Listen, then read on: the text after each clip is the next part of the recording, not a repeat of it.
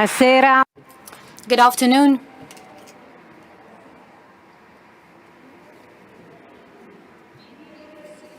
Living without fear in an age of uncertainty. This is the title of a wonderful exhibition here at the Rimini meeting, and this is risen of the encounter and the exchange of ideas and opinions between three great personalities of these times, of the current times, who accept to think about themselves, being deeply immersed in today's culture, whereby accepting the challenge of complexity. Julián, Carrón.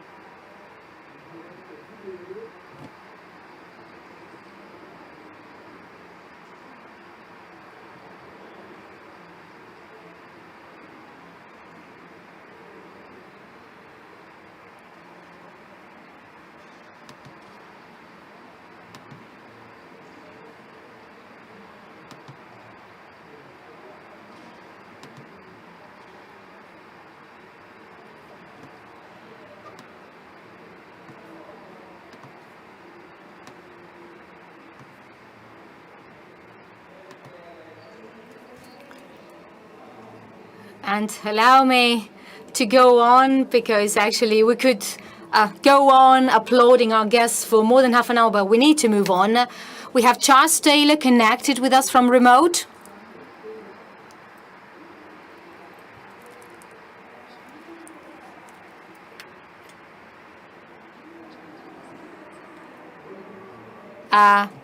Mr. Taylor, you have the applause and the affection of the Rimini meeting, and besides you, we also have Mr. Rowan Williams, also connected from remote.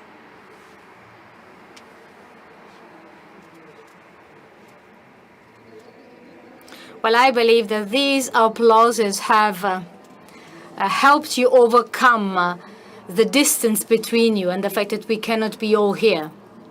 So let me spend a couple of words about these three guests. First of all, Charles Taylor. He's from Canada, from Quebec. He's a philosopher, a sociologist from more than 50 years, and been investigating the process of formation of modern identity, as well as the characters and the complexity of a secularized society. Then Rowan Williams. He's Welsh. He is an Anglican priest, a poet and theologian. He led the Church of England as the Archbishop of Canterbury from 2003 to 2013. And Julián Carrón, he's from Spain, from Extremadura. He is a Catholic priest and professor of theology. Since 2005, he has been the president of the Fraternity of Communion and Liberation. I have a question to the three of you. We have this title, Living Without Fear in the Age of Uncertainty. This title was chosen by the curators of the exhibition, by those who envisaged and kind of rebuilt your encounter as the necessary title to give an answer to a crucial question, which is the following. Can we live in a contradictory world like ours, characterized by uncertainty, without perceiving this uncertainty as an enemy? Rowan Williams, you have the floor. Thank you very much. It's a privilege to be able to take part in this encounter, and I'm very, very grateful to be here. Very briefly on this question. One of the biggest problems that we have is that sometimes we don't know how to identify the real enemy.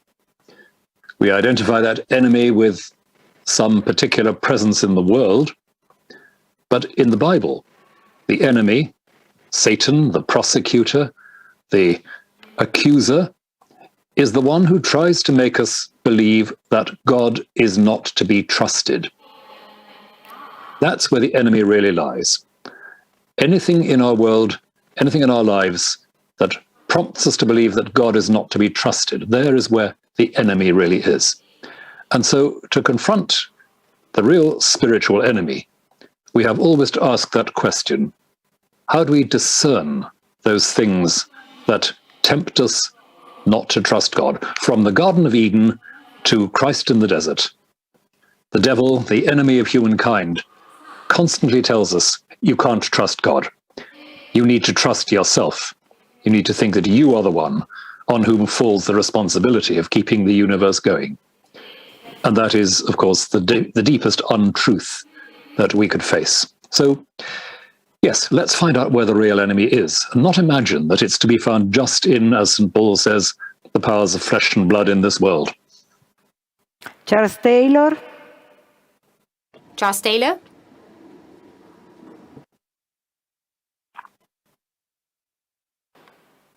In sala non sta arrivando la traduzione. Unfortunately, we do not hear you, Mr. Taylor. There are some technical problems. We don't hear Mr. Taylor.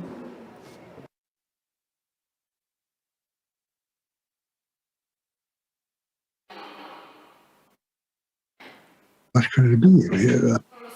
Molto bene, recuperiamo. Mr. Taylor, we can now hear you. Okay, now we can hear you. Continue in the same vein as the Archbishop a minute ago. I think that I want to introduce a concept of the ethical. This is not the ethical apart from the religious. It's essential ethical is a central part of religion. It concerns what it really is to be human. What is the proper fulfillment of human beings? And of course, as Christians, we see us created by God to be a certain kind of being.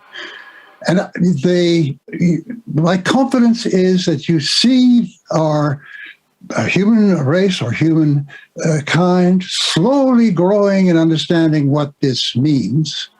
You need to listen to get contact with what made us, who made us, in order to do this. So fear, yes, there's a lot of fear that one feels in the world, and dangers from nature that we provoked and dangers from other human beings. But there always comes along some new, further sense of what we really should be. I mean, we see in this world today the appalling massacres and hostilities and calumnies from one group against another. But then in the previous century, where you saw all those massacres, you also saw new prophets coming along. That is, people who understood the importance of nonviolence, of even winning independence, winning a fight against oppression by nonviolent means, because violence breeds violence, and nonviolence can push us closer to what we were meant to be. And it's that sense of confidence that you have when you look at our history with that in mind. We're being educated by God, is the way I would like to put it. St. Irenaeus put it this way: it's education isn't over; it has many further steps to go. But there's a good side in which to engage the battles of our time. So not fear, but a sense of renewed engagement is what I feel it provokes in us. Ecco. Julián, Carrón, so this uncertainty, is this the enemy? Or can we live coping with this uncertainty? I believe that the alternative to perceive the uncertainty or any circumstance as an enemy is to perceive it as an opportunity. We perceive it as an enemy because somehow we believe that we have already experienced it and that there's no novelty, there's nothing new to discover there, that there is no possibility to discover something new or some opportunities to make adventures that we still don't know how will end.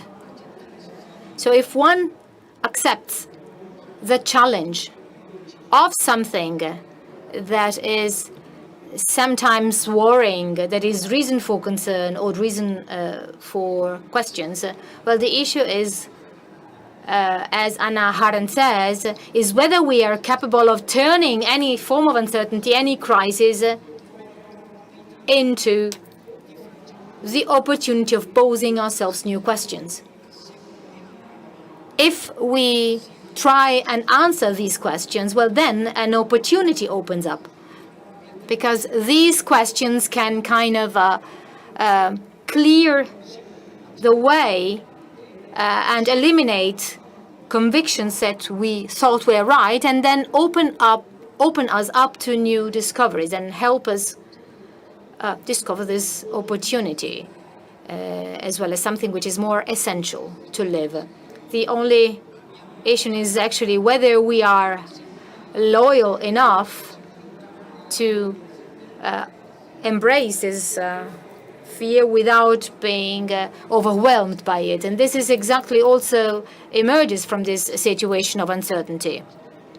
I have seen the exhibition prepared by some of our dear friends on TV series. So the human nature has been kind of decomposed, but the self, the person, is actually unreducible. And all of this triggers the need we have for meaning. And probably in an era characterized by the lack of challenges would have never been there. Actually, there is a fact. Julián Carrón says that these challenges could have probably been felt not so strong, but actually what we have lived over the last 18 months has, due to the pandemic, has increased the meaning of a pandemic. So I would like to ask all of you, Ms. Rowan Williams, even if we come from this kind of experience, can we imagine to live without fear, or do we need to do something else? There are different kinds of fear, I believe. There's a fear to which we react by saying, I must protect myself. And picking up what Father Carrón was saying, that means I must protect myself from changing. The way I am is the way I ought to be, and I've got to defend that. But there's another kind of fear, which is what you might call a rational, a reasonable fear, to which my response is, well, I must change. If somebody tells me that my lifestyle is such that I will make myself ill, that I will die prematurely, then I may well be afraid, but I have some choices. I can change. I can actually live in a way which is more in tune with how my body and my world really work. So I think the question that we face is not how do we live without fear totally, because perhaps that would be an impossibility. But how do I set aside the fear that makes me panic and defend myself, and think instead about the changes I can make and need to make under the hand of God and by the grace of God, so that life becomes more possible. So, no, we don't ever live entirely without fear. Fear is one of the things which keeps us alive. But keep our focus on life rather than on defending ourselves as sacred and unchangeable. And perhaps we understand how to use fear constructively.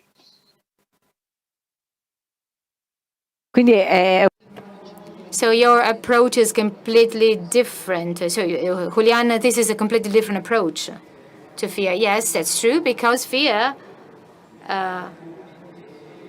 comes upon us when reality highlights our inability, our being powerless. Sometimes we are arrogant. We believe that we can do it, we can make it. But sometimes when we are faced with something that challenges us beyond our ability to measure it, then our ability, our power emerges. And we can see this in children.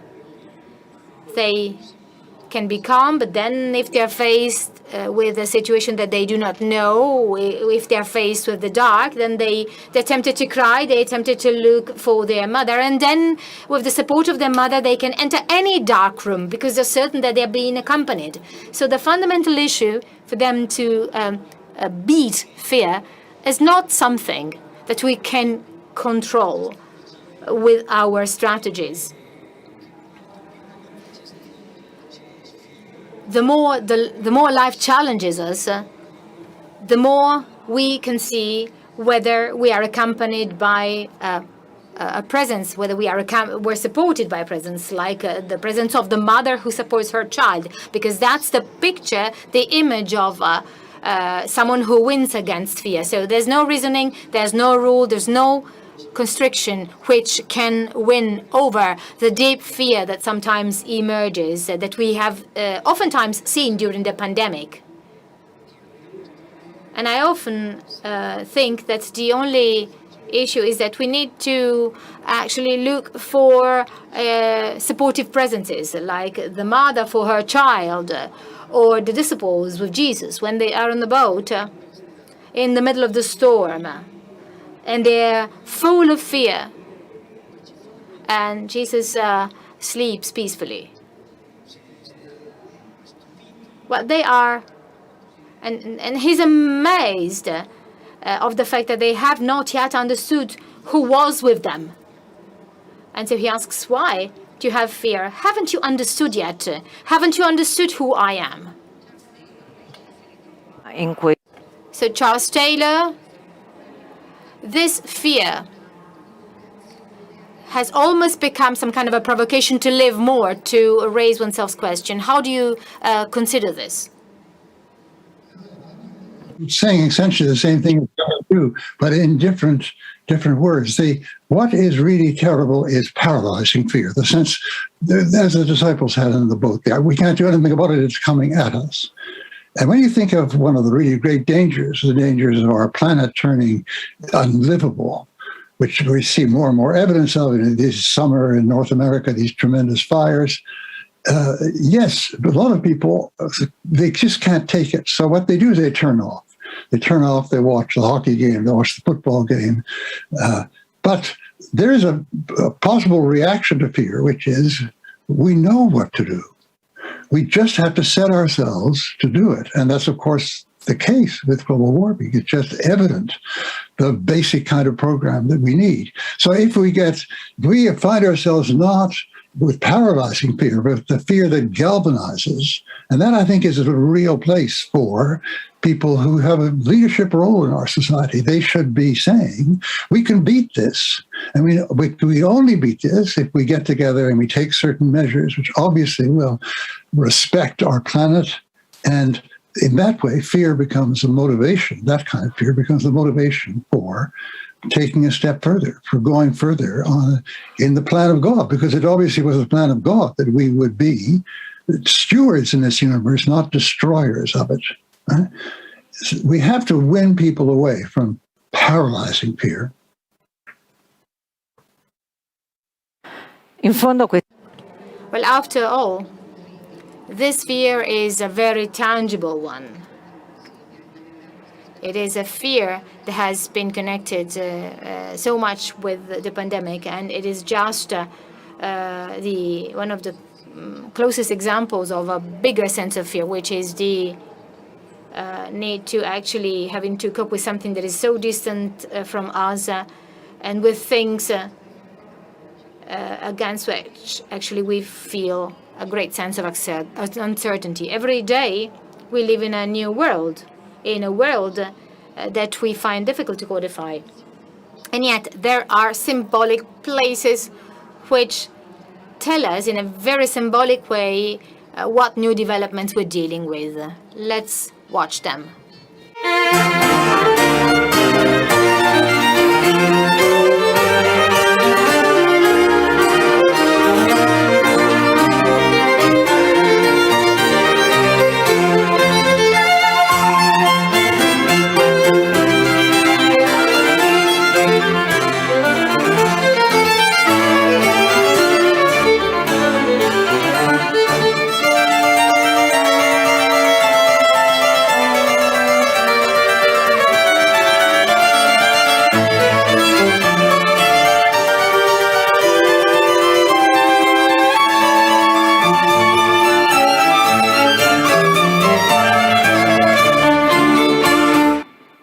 Ecco, So Charles Taylor, these images seem to tell us something. That is to say, the fact that we have definitely become a de-Christianized society, or rather, as you define it in your book, The Secular Age, that we have entered the secular age. So I would like to ask you something impossible. Can you please tell me in just 1 minute what you mean by secular age?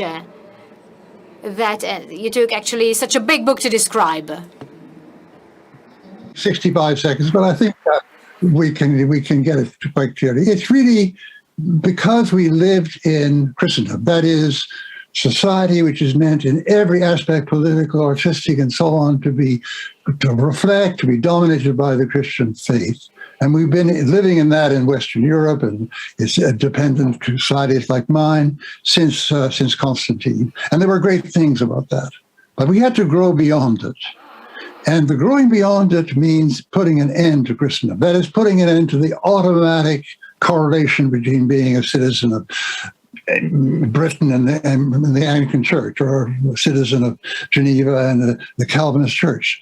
We had to break that to open an age of real spiritual searching, to go beyond that. And the secular age, in my standpoint, is the opposite of Christendom, where there is freedom to pursue one's deep spiritual searching. And that is going to take us a step beyond what Christendom made possible. Ecco, because of this, and actually thank you very much, because actually you could have been the only one capable of giving such a very effective summary. I would like to read out a passage, an excerpt of your book that may help us continuing this narration together. At a given step, you say that, and I quote, only by identifying the change as one of the lived experience can we even begin to put the right questions properly and avoid the naivete on all sides. Either that unbelief is just the falling away of any sense of fullness, or the betrayal of it, where theists sometimes attempted to think of atheists, or that belief is just a set of theories attempting to make sense of experiences which we all have,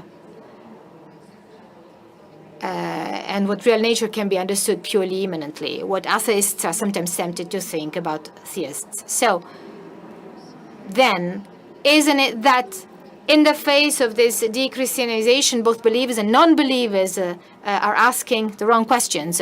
Charles Taylor.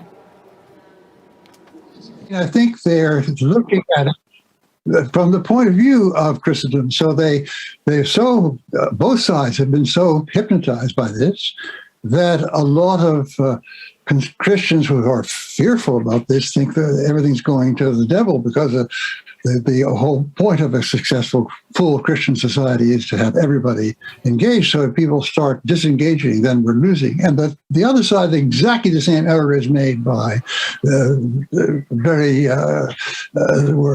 militant atheists. They say, hooray, hooray, more people are falling away from the church. That means that they're falling away from religion altogether. And neither side can see this extraordinary mutation which is actually taking place. A whole range of spiritual seekers. And spiritual seekers have a new kind of relation with each other than in the past. They're not cursing each other. They're trying to understand each other. They're trying to learn from each other. And so these two groups, very conservative Christians and militant atheists, are totally blinded to what's going on right in front of their eyes. certo, Carrón, quindi può essere da... So, Julián, Carrón, can the topic be that we need to start from the wrong presuppositions, that we pose ourselves the wrong questions? Well, I think that this also happened, as Charles Taylor says. Oftentimes, we do not start from truly lived experiences, but the fact is that we have preconceptions. We make ourselves our own image of reality, of what Christianity has to do, of what Christianity really is, or of what life without Christianity is. So we need to have something that creates a common experience for everybody. And the pandemic has been something that has enabled everybody to have a shared experience.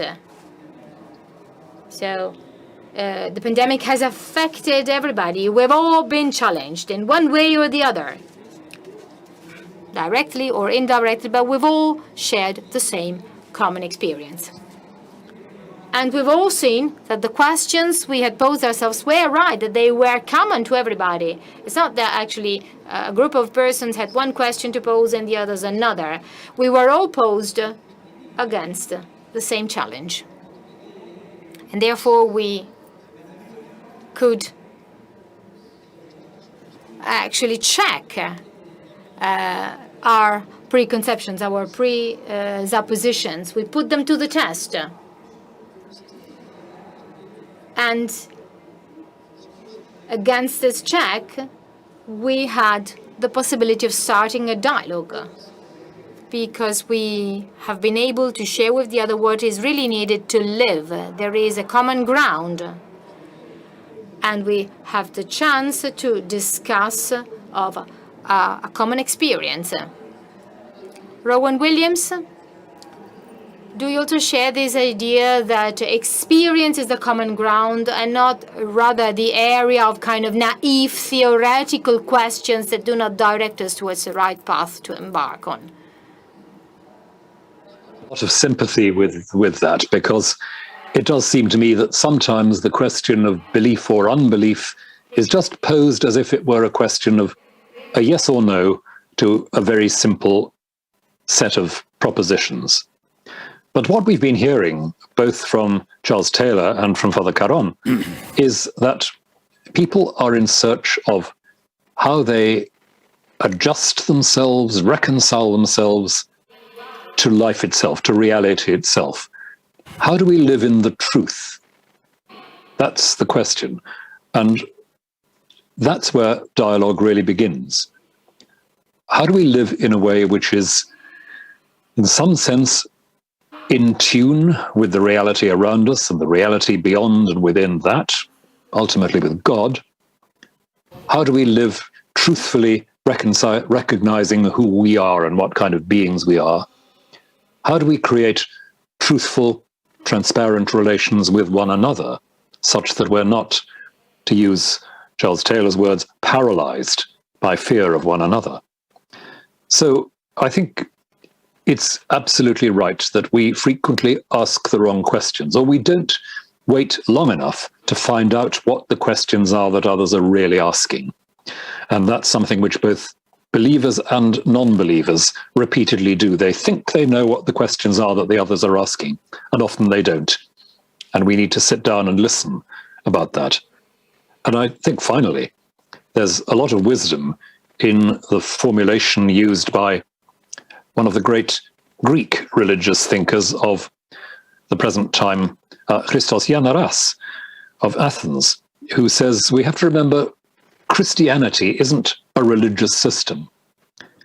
It's a matter of inhabiting the body of Christ, living in the church, and the church not as an institution, but as the sacramental and spiritual reality that puts us in touch with truth. It's the living of that which we proclaim and announce, not a triumphant theory. And this is really the topic, actually, living with reality, posing ourselves the questions, and understanding the value of one's own freedom, however, at a time in which the word freedom is taking on more and more unprecedented and sometimes disconcerting meanings. So new faces, disconcerting faces that bring us back to uncertainty, to that dimension of uncertainty, to the original question we started from. Let us try and watch these faces. Libertà! Libertà! Libertà! Libertà!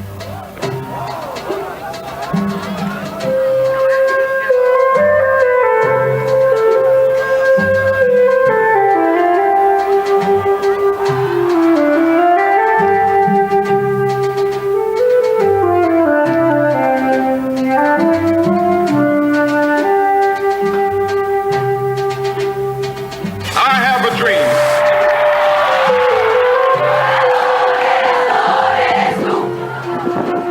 In Brasile, la gigantesca manifestazione di protesta per denunciare il degradarsi delle condizioni in cui vivono le tribù originarie delle regioni amazzoniche. 呢個遊行對香港嘅未來可以話係歷史性嘅一刻咯，係香港。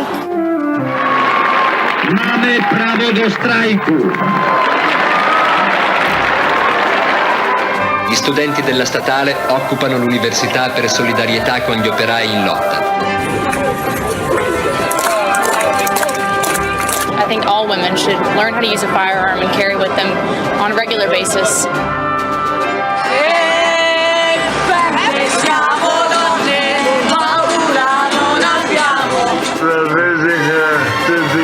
Al difensore che soffro, io posso morire e cose fuori.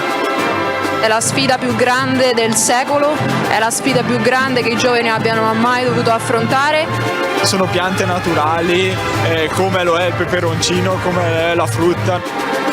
Siamo contro l'Europa perché è la mancanza di democrazia, è contro i popoli, è per affamare i poveri. Tutti i governi sono sottomessi da questa oligarchia transnazionale pedosatanista. I thank the pasta and the sauce and the meatballs. Will they provide me with all my needs?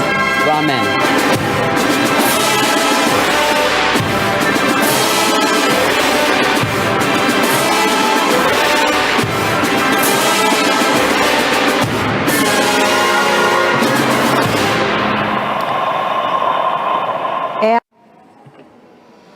So, Rowan Williams, it is quite clear that this word, freedom, entails a real babble, a real set of ideals in a way, and it is increasingly difficult to understand what the idea of freedom is for the people who live our time, the idea of freedom that they can recognize themselves in. That there are at least three levels at which we can think about freedom. There's the level that's probably most immediate for a lot of people these days, which is the freedom to acquire, the freedom to have. I need to have the liberty to gain and to hold on to what I desire. And a lot of people, when asked about that and when they're asked to think about that, will say, well, that can't be the whole story, that can't be an adequate version of freedom, just to be a consumer.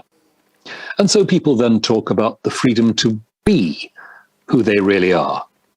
And I think very often that's a morally serious question. Do I have the liberty in this social context really to be who I believe I am? And that's a step forward, but I would say it's not the last word, because if we are indeed made in the image of God, then to be human is also to be free to give and to give life. And so I would say that the concept of freedom, which is most comprehensive, ultimately most significant for us as human beings, is how we create and nourish and protect that freedom to give life.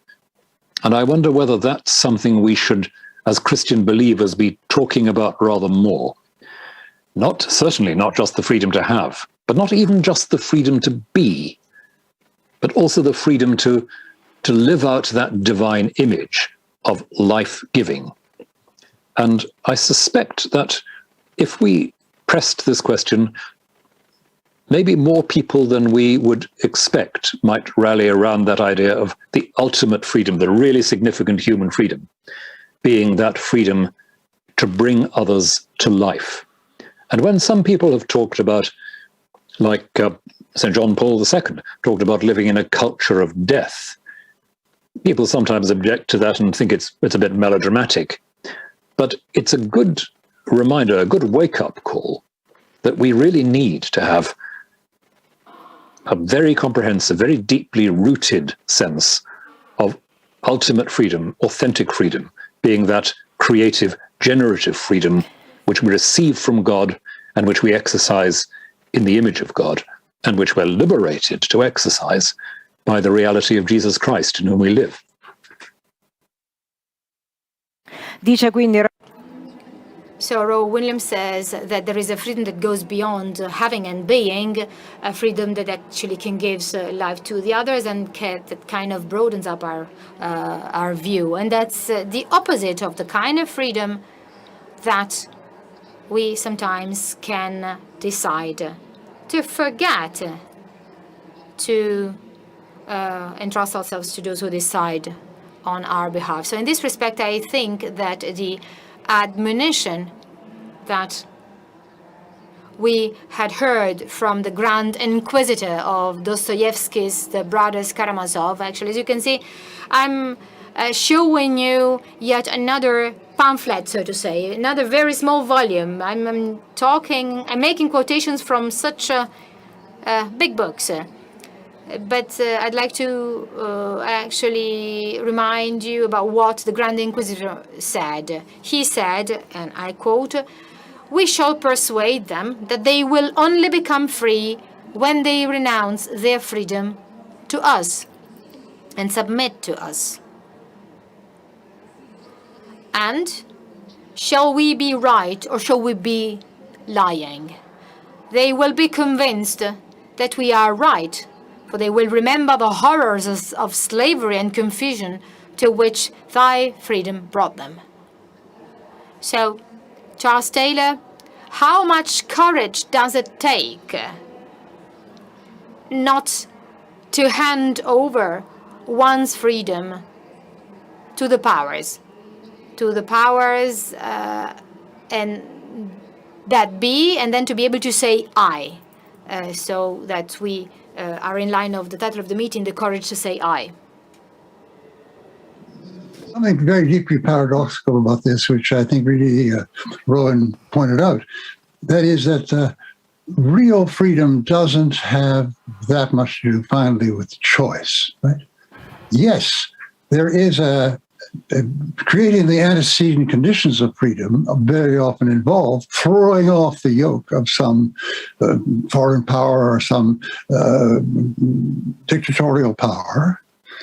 But the ultimately important freedom, the one that Dostoevsky is really demanding that we have, is something that's only exercised by another kind of sense of necessities, that I'm really called to be a certain kind of being, that the very depths of my nature I feel called upon. And so it's not a choice anymore. I am chosen at the deepest level. But at any lesser level, there is a temptation to, if one is afraid of life, to give up one's power to decide what to do for very bad reasons, as the Dostoevsky describes in that famous passage. And there's a lot of Grand Inquisitors around. There's a lot of forces and institutions who think that I'll protect you from sin, I'll protect you from going wrong if you just follow these rules and just, try to live up to these standards. So you have to throw off that kind of yoke. But strangely enough, it doesn't come down to your choice in the end. Real freedom is something that is called out of you by, I think, God. Julián, Carrón, how easy is it to try and entrust our liberty, to put our liberty in the hands of a system of power rather than focusing on the I and build ourselves our own pathway of freedom?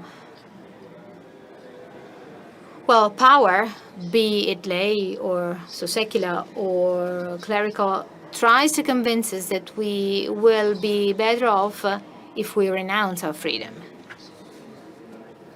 It is as if we wanted to simplify our life. So if you renounce your freedom, then you can avoid risks. You avoid making mistakes. You avoid actually complicating your life. And therefore, it is much better to entrust someone else and to give someone else this risk. And actually, power is happy of this. Dostoevsky's genius lies in the fact that once and for all, he unmasked the lie of power, as he unveiled the capacity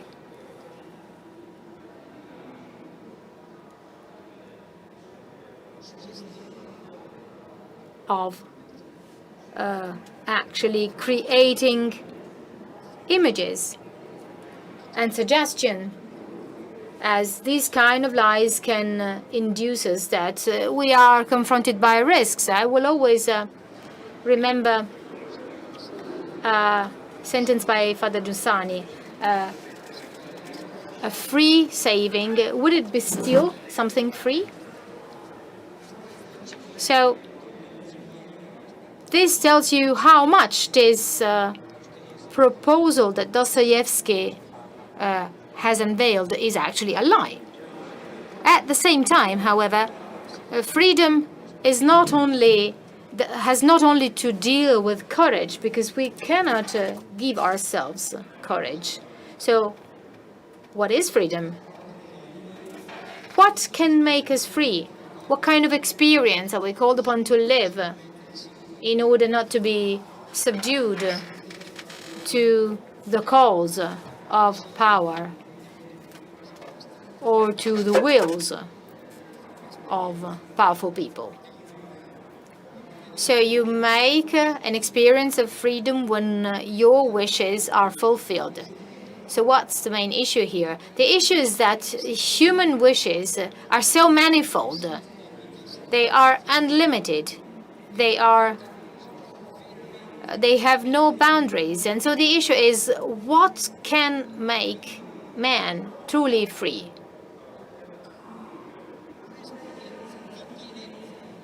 So either men are fulfilled, truly fulfilled, to such an extent that they can be free from power, or men will always be tempted to be subdued to power in order to participate in the advantages that power offer them as a compensation for true liberty. And I think this is the choice that we're all called upon to make.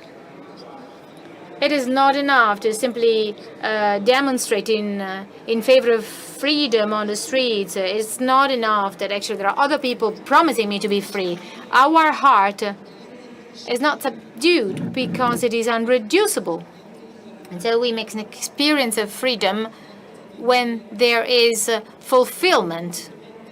And this experience truly frees us from power. Of course, power in any field, at work, in the family, in the church, in any situation in which men are challenged. In certain situations, it is indeed very easy to say that we are free, but then in the end, we are free only in our own room where nobody disturbs us. Actually, the issue is that we have to be free in reality, where we are confronted with huge challenges. So either we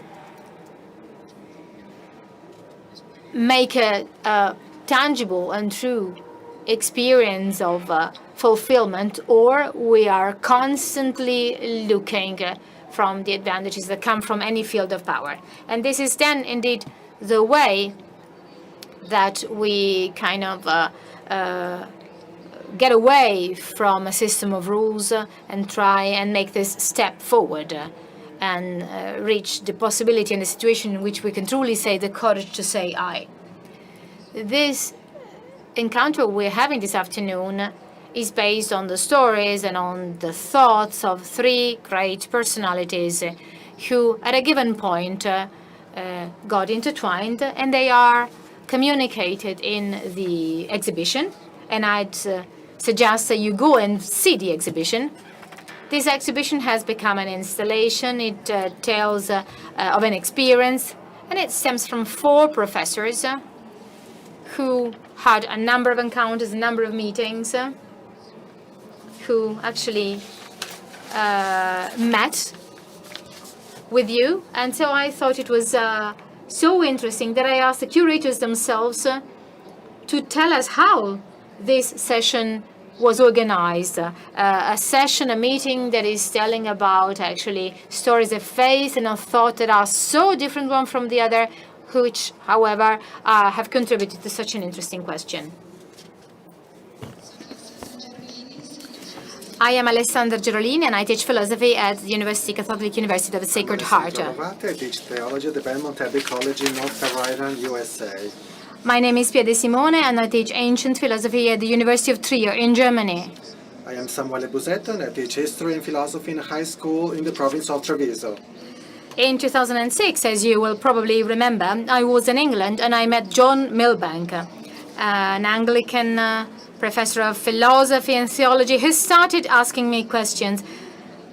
And then, at a certain point, I told him about the communion and liberation movement. And then, at that point, he said, this is exactly the answer. This is the answer I was looking for. In fact, then you involved all of us. We studied together at the Catholic University, and that's when a friendship really began with conferences, etc. We even went so far as to do the School of Communion and Liberation with the Anglicans, and we went once a month to the UK. Then in 2011, I met Rowan Williams. I was at a conference in Oxford, and then through our friend John Milbank, we had a dinner that evening, which was the beginning of a friendship that then involved all of you and Julián Carrón. And then I was sent to the United States and started sowing this seed on friendship on the other shore of the ocean. And it was from these relationships that Julián Carrón and Williams then got to know each other and started talking together. And then Taylor came along. Yes, that was another one of our absolutely unexpected encounters in 2015. We were in Rome, and during a conference, I met him by chance. At that point, he asked if he could attend the Communion and Liberation audience of the Pope, which was totally unplanned, and he actually invited himself, and we were all there. Yes, and even Rowan Williams, we were all there. Why the exhibition? We didn't actually come up with the idea. Actually, it came about during the dialogue between Carrón and Taylor, and we immediately thought of involving Williams, another person who is not afraid of reality or of the other. And then the idea was to do an exhibition that would allow everyone to enjoy and enter into the dialogue that was born between us and between them. We wanted this to be a gift not only for us, but for everyone. And actually, we are actually benefiting of this gift.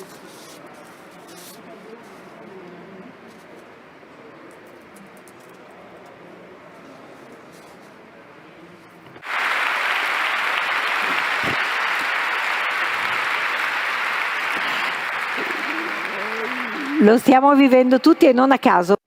So we are all actually experiencing this gift. And as a matter of fact, we wanted to close the exhibition with a quote from Don Giussani, who speaks of the inevitable sympathy between people who are presences. So I would like to ask the three of you whether this is true, because we need to double check to make sure that things have really gone this way. And then I would like to know if you believe this is first sign of a possible hope, because when experiences get intertwined, when they generate moments of thoughts and prospects, well, then that means that there is a moment of hope. Charles Taylor. Yes, and in my case, John Milbank turns out to be a crucial figure. I met him when he came to Montreal. I think I read his book, Theology and Political Social Theory.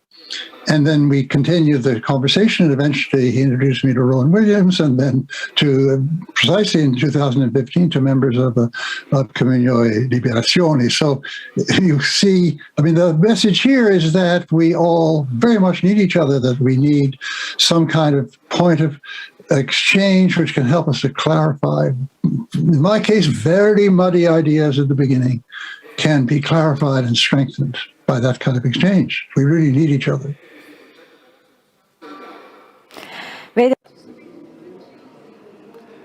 Yeah, we see the communication of the face and the non-body language that we could see that they told us a real story. We could see you smiling. So Rowan Williams, that's how it went. But what is generating this meeting, this encounter? I think that behind our conversation and our relationship lies a shared conviction that faith is a reality that introduces us into a larger world. Not only a larger world than any one of us inhabits alone, but a larger world than human language itself can cope with. To me, the most important thing that can ever be said about the practice and the language of faith is that it opens up that larger world. We are more than we know. We live in a world that is more than we know. We are more than we know. And above all, we are in relation with a God who is more than we could ever know. And I think that's something which, in our conversations and our relationships, we have found a deep resonance with between one another. And that's, I suppose, what I first sensed in my first contacts with Comunione e Liberazione, that sense of a faith which genuinely looked for a larger world to live in.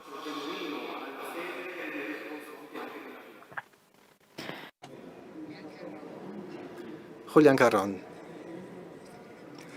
Well, it was a sort of a random event, as our friends, curators of the exhibition told us. The circumstances came about up to ending in this event this evening, where we, the three of us, are participating. And the interesting thing is this feeling of having had these exchanges and meeting with the others. We got together with a resonance, as Don Giussani also mentions in his books, a unique resonance indeed. He says that there is the same resonance that is ineffable and total before things. It's not that we had an agreement beforehand. Even the situation of the pandemic made it more difficult to meet. We had to have our interviews in our own countries of residence. However, the final result was this kind of surprise for ourselves of this resonance that, as Father Giussani says, is an inevitable sympathy. And as Father Giussani says, everybody can see up to what point, to what extent this is a good for everybody. We can see that in this cultural context, each of us can establish relationships if we are attentive, if we are careful to catch the other's vibrations that can express the most profound things that we have in common, and which makes our relationships so deep as the one that we are having this evening. Well, I believe that those who have the privilege to be here in presence in this hall, and all the people connected and all those who will watch the recording of this session, can have the sense, the feeling of this resonance that you were talking about. Before closing our session, I would like to invite you to go back to the point of departure, to think about, maybe in just 1 minute, how to proceed from here. So in your view, human experience or the Christian experience, what does it do? Does it look at secularization as a defeat, as a challenge, or as an opportunity? Rowan Williams, is it a challenge, a defeat, or an opportunity? I think my short answer would be it's a vocation. It's a calling from God, and so it's a gift. If we think of it as defeat, we think there's a struggle that depends just on us.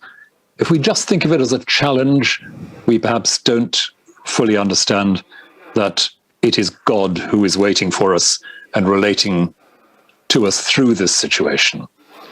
And if we just think of it as an opportunity, well, perhaps we don't think of it as something that's already given and already done for us. But when we talk about God's calling, that's God's gift of inviting us into a new depth of relation with God and with God's world. So let's perhaps start with that. It's a vocation, it's a gift.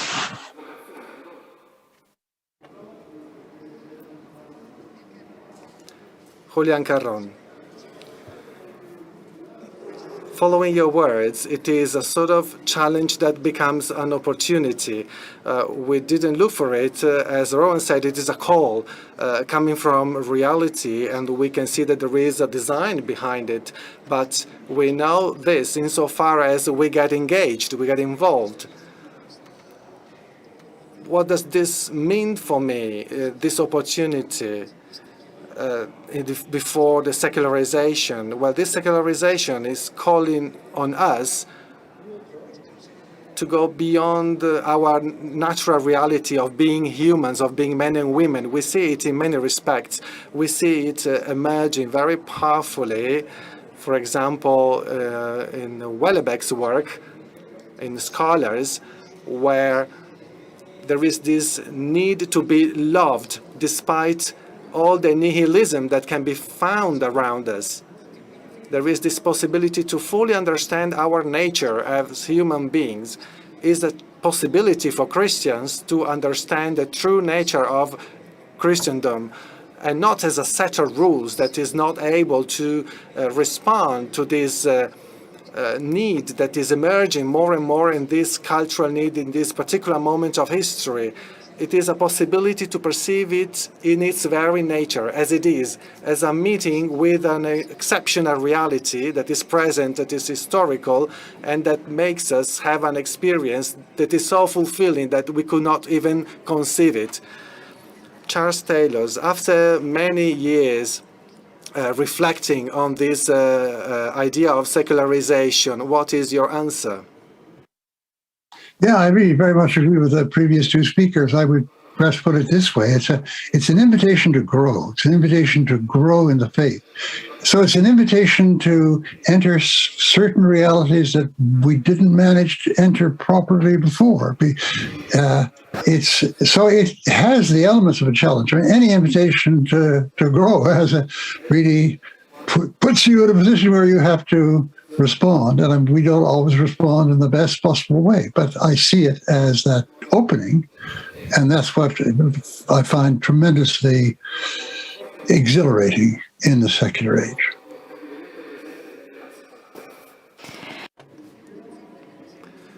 Thank you, because this call for growth, this sense of call for the challenge, we have felt it, we have sensed it very strongly.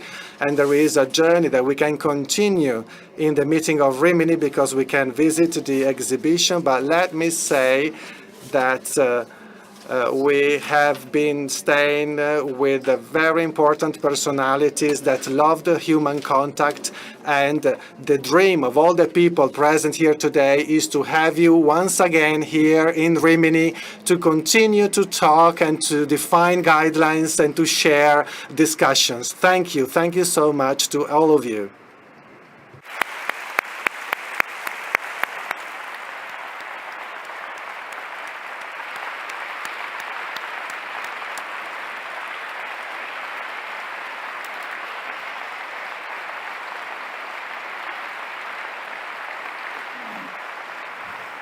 Prego.